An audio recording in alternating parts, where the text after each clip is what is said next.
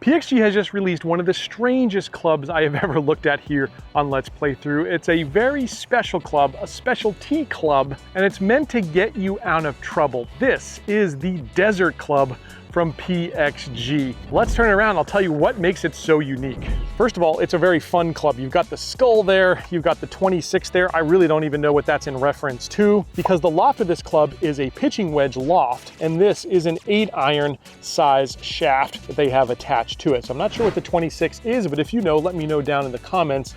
You got all the cacti around there, and you've got the nice words there that say Desert Rescue. Now, the metal that this is constructed of is an extremely hard steel, so it's capable of taking a serious beating, and the whole point of this club is to use it in places like the desert where you don't want to mess up those nice forged irons that you're carrying in the back of your bag, and you want to get a club that will just get you out of trouble if you're the kind of person that plays it where it lies. And that should be all of you, by the way, because that is the rule of golf. You've got to play it where it lies. I play with a lot of golfers that like to roll the ball over, that like to fluff it up out of the rough. Honestly, that's just not golf to me. The only complaint I have about the rules of golf, by the way, is divots. You should never have to play on a divot, but that's a whole nother story. In terms of a shaft, you've got the Project X loading zone here. This is 120 grams. I assume a stiff shaft there at 6.0. Down here at the toe, you got a lot of material, and I think there's some real good use cases for that, which we're gonna discuss here later in the video. All right, let's take this out now. Of course, I'm not in the desert. In fact, I'm in the opposite of the desert. I'm in a lush tropical paradise here in Tampa, Florida. But nevertheless, we have some really bad lies that can happen. So I'm gonna find some out here on the course and put the Desert Club to the test. Oh, isn't that a viciously bad lie there? These are beautiful trees called cypress trees that we have here in Florida. And on this 9 holes, it's actually called cypress here at Carrollwood Country Club because it's filled with these cypress. I would not want to take my irons out and try this shot, but I'm going to try it here with the Desert Club. Now, like I mentioned, pitching wedge is going to be the loft of this club. So you got to keep it low under trees. And really, we're just punching out. We're getting back into play, back into safety, and we're trying to avoid the big numbers. That's what golf's all about. If you're gonna break 90 for the first time, the way you do that is by avoiding double and of course triple bogeys as much as possible. And sometimes you just gotta take your medicine. Let's see what the Desert Club does here on this terrible lie. We're back out. In terms of damage, boy, not bad. A couple of marks there for sure, but I've seen a lot worse. No real nicks there, which is good, just some scrapes. All right, let's find another terrible lie. How about this one, guys? This is about as deserty as it gets out here in Tampa, Florida. We got roots, I've got rocks. I'm gonna go ahead and put the ball right there in the middle of them. Now this is the shot I've got. This would be a perfect scenario for this club. I've got about 80 yards here. Use the shot nobody practices, by the way. You go out to the range, you got a nice flat surface, it's all roses. This is real life. That's why golf hits hard. Oh! Get up to the green, yes! That's on the green. That was incredible. I wish I had a camera up there to show you, but I'll take you up there to see it. Look where this thing finished. I'm 2 for 2. In terms of getting out of trouble here so far with the Desert Club, and I'm not taking any extra shots. That's almost pin high. I'm about 3 yards short maybe, but that would be a good chance to save par for sure. This is the hardest hole out here on this course, and people are in there a lot. That time we took a little bit more damage. Those white rocks there, as you can see, took a toll on this one. Still though, I'd say this thing held up pretty darn well. Is that a nick there? Yeah, so we got our first little nick there towards the back. We've got some striations here, but all in all, that could have been a lot worse. Now the next thing I want to do is just see if I can use this for more than just getting out of trouble. It's probably hard for a lot of folks to consider carrying a club in their bag that just does one thing. So let's see if this club's a little bit more versatile. And what I'm going to do here is see if I can use this kind of as a chipper, especially to play a shot that a lot of amateurs struggle with, which is more of a bump and run. Especially us Americans, we don't play that shot enough. Let's see how we do here, and let's see if we can use this thing as more than just a rescue club. Take the glove off for this one. I don't generally like to chip with a glove on. And it being a pitching wedge loft, could be a great way to use this. So I'm gonna choke up just a little bit on this club. Again, this is an 8-iron length. And I'm really gonna play this almost like a putt, but way off my back foot, just kind of keep it low and let it run up there to the hole.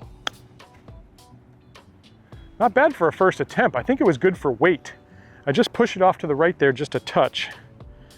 That's basically pin high. You've got some real strength there towards the toe, and I think that's a good thing for a rescue club like this. It could also be a good thing for chipping because a lot of people tend to like open up. That'll hopefully keep the club face coming through a little bit more square. That's on the right line. Just a little long. Hit that a little hard. But real nice and easy to hit this one. There we go. Pretty good. Yeah, so I think there are multiple uses for this club. It doesn't just necessarily have to be a rescue club. And I think, honestly, if it was me, I wouldn't want to carry just a club that's kind of a negative club in the bag. Does that make sense? Like, this is the club that I only take because I'm gonna get myself into trouble. That puts like a negative thought in your head. I think you want to be positive when you're playing golf. In fact, I know you want to be positive. But if you can use it for a few more things, especially shots around the green that might be more difficult, then I can see a place for this one. Those two shots, not too shabby for the first time using this club. Makeable putts for sure. Now, before we move on to our next test, let's just talk about the history of specialty clubs. There have been some winners and some losers over the years. Most of the times, honestly, losers. If you think about something like the Alien Sand Wedge, didn't do so good. Hybrids, though, that created a whole new category of golf clubs that we never had before. Nowadays, we even have full sets of hybrid irons. That's how well those things caught on. Mini drivers is another new one that's come along here in the last couple of years, where it's somewhere between a driver and a 3-wood. I actually happen to really love mini drivers. I use them like 3-woods, and I think TaylorMade probably has the best one, the TaylorMade Mini Burner. I hit that one off the deck so well. And then you've got chippers. Those clubs are really derided, but a lot of people also love them. So what camp are you in when it comes to specialty clubs? Would you consider putting one in your bag? You've got 14 spots. Would you dedicate one to a specialty club like this? I'd love to know down in the comments. All right, let's go to the next test here. All right, we've seen what we can do out of the rocks. Now what we're gonna do is play it right onto this crap here. I'm in the, I don't know if it's pine straw, if it's lake weeds, what it is. But this is, again, something I really wouldn't want to hit my club out of. But let's see how we do here with the desert club. We're 2 for 2 so far. Oh! 2 for 3. We're moving some serious earth right there. Whoa.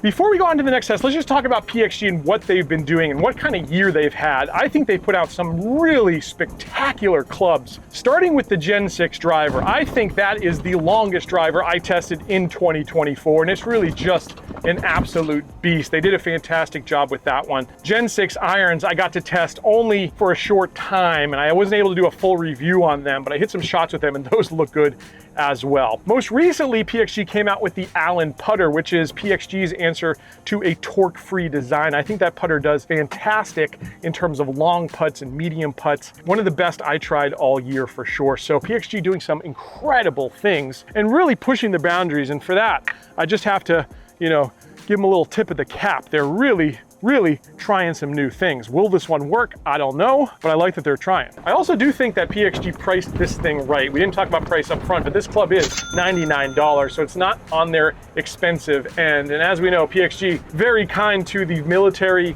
and first responders out there. And so I imagine you can also get that on a discount on the PXG site if you join their Heroes program. All right, next shot here, a lot of people struggle with is shots out of fairway bunkers. Now, our fairway bunkers are almost desert-like right now because we had a hurricane come through here about a month ago.